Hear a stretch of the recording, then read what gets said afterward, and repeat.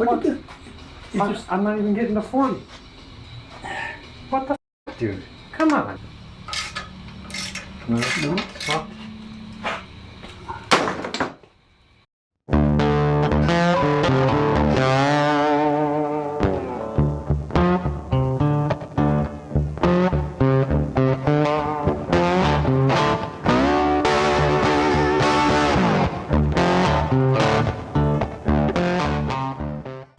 What's up, motherfoxers? We're back. Yeah, I've calmed down since the last one, but yeah, this block did not want to be resurrected, but it's gonna be. It's kind of like that. Remember that quote Mike Tyson said toward the end of his career? He said to that fighter, "I'm gonna f you till you love me." That's about the way this is going. So let's review a little bit here after I've calmed down. Those clutch bolts, when the torque spec on them is 35 foot-pounds. I set the wrench at 20 because I wanted to know I was at 20 before I did all that, and then it had to have been stressed. Yeah, and just as I was twisting it and got it snug, it didn't even hit 20 foot-pounds and twist it off. So I'm guessing those hillbillies either torqued those too much and it left a crack in there, or they just got torqued too many times. So this is what I got, guys. Got these ARP bolts. They do work. We're chasing the threads. The one that was bad is working out. That one's already done. Chase them all, and I think Proline News, he didn't even know I got these, and he texted me and said, hey, if you get those, you may have to put an extra washer on there because they go through. Looks like these won't, just by looking at it, and plus the flange on the clutch over there will help it, so they won't go all the way down. But I'm going to thread these through, put a little bit of Loctite on it, blue Loctite, and we should be good to go. I can safely say that this half-inch torque wrench here from Harbor Freight's a piece of shit, because I was torquing down the motor mounts at just to start off at 35 foot-pounds. It wouldn't click, so I got the old school one out, and from that 30 foot-pounds it was showing me it was at 60. So I don't even know why I put it back in the drawer. What a piece of crap.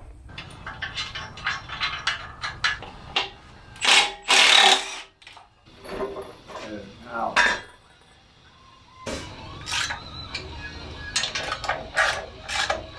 this one's turning. Huh? What you do? I'm not even getting to 40. What the fuck, dude? Come on, man. What the fuck?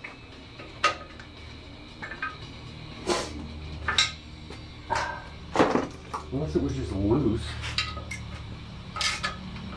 No. Well,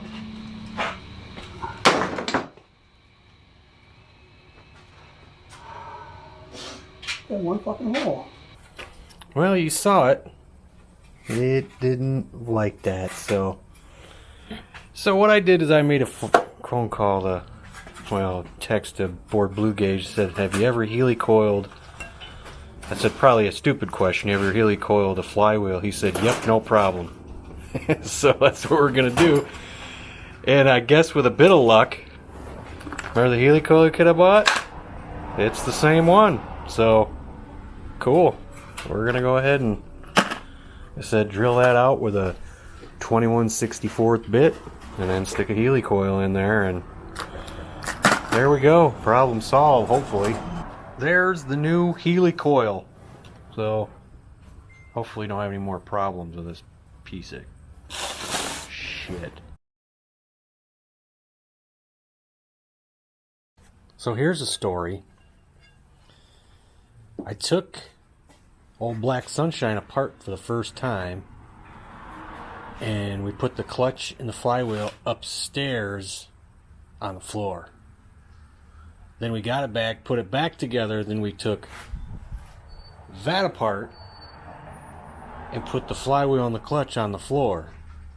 Then we had to take Black Sunshine back apart, and that went in the bin. And this was in the bin.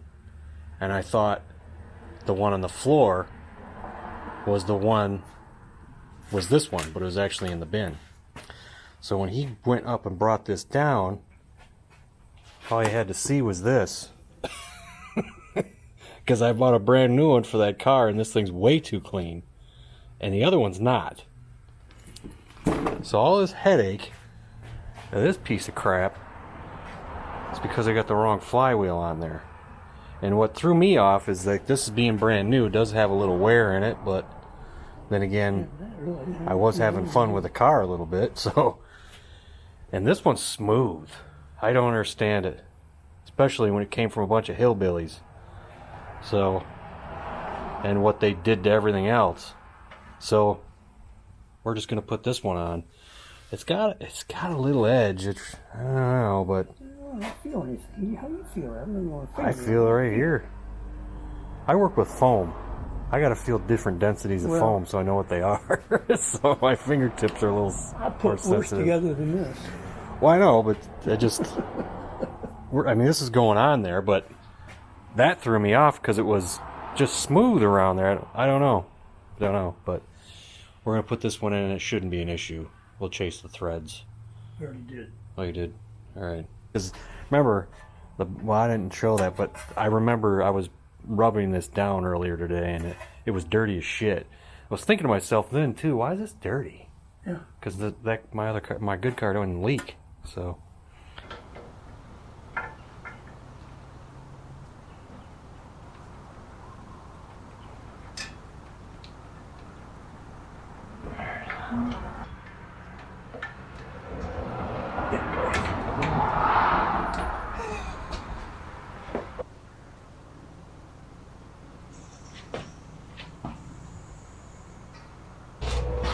Cut your face off and never do it.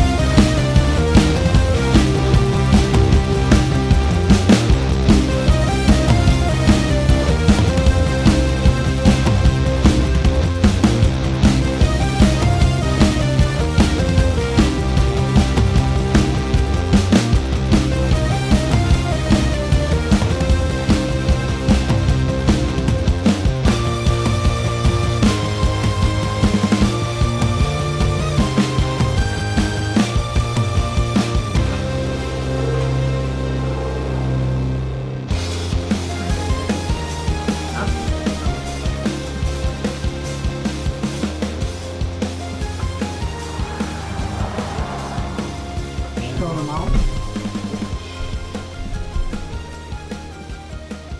Yep, it's in there. And there you go. Of course, you kind of seen it before when I was showing you, but yeah, man, it's not orange. Everybody keeps saying it's orange. It's not orange. It looks orange on this screen, guys. I'm telling you. It's not. It's like the color of the car is kind of weird too, but that is red. It's red. Does it have orange, a little tinge of orange in it? Sure, it does, but it's not like Chevy orange. People keep saying it's Chevy. It's not. It's Ford red. Chevy orange looks different. I've seen it in person. It's different than that. So yeah. That looks pretty cool, I think. I mean, get past the frickin' orange that it shows on the camera, but of course then we got the Bozo. I see it keeps going with the Bozo booster over here. The Bozo red, that's not even showing it right. But I got 3 different colors. Wild Strawberry, Classic Ford Red, and Vermilion Red over there. But yeah, let me pull my phone out here and see, because it does, you know, make it more of a true color here. All right, guys, this is on my phone, okay? There you go. It's a lot more what the true color is. It's not quite, but it is. It's pretty close, and so is the car itself. But yeah, you can see this is all wild strawberry. That is classic Ford red, and the Bozo booster, the vermilion red, which is the same color as the rest of the car, because my intention was to paint the car vermilion red, what it is right now. But then I just love this wild strawberry so much more. It's just, you know, there's not a lot of Foxes that have this. Came in the later years, and I just like it. It's really cool. But yeah, everything's in. Transmission mount is all just sitting there. I mean, nothing's really tightened down, obviously. Not worried about that. Check out the ooh, did you see that glare? Ooh, look at that glare. It's shimmering. The chrome oil pressure tube. That's funny. I'm not a big chrome guy, and I got a stupid chrome piece on my car, but well, that's all right. But we were trying to see if we can get the spacer on. We can't. The strut's just shot, man. It doesn't want to. I mean, it doesn't come up and down, so there's no pressure behind it, so we can't get that on yet. We tried, but as far as the Steeda down here, guys, you look in there. Those are going slightly upward, which we said they might do, so we're gonna have to take probably a couple little spacers out of them to get those more even, and then those will be set. Again, they're not tightened up or anything. Gonna be pulling the 4-cylinder sway bar out of here and put Black Sunshine's old stock V8 sway bar in here. So, and Justin made those mounts, those Steeda mounts I had for this, or for they're out of my other car, for my Steeda sway bar, which is beefy. He made some mounts just like the one Steeda made. They're exact. He copied the shit out of them. So I don't know if I can find bushings.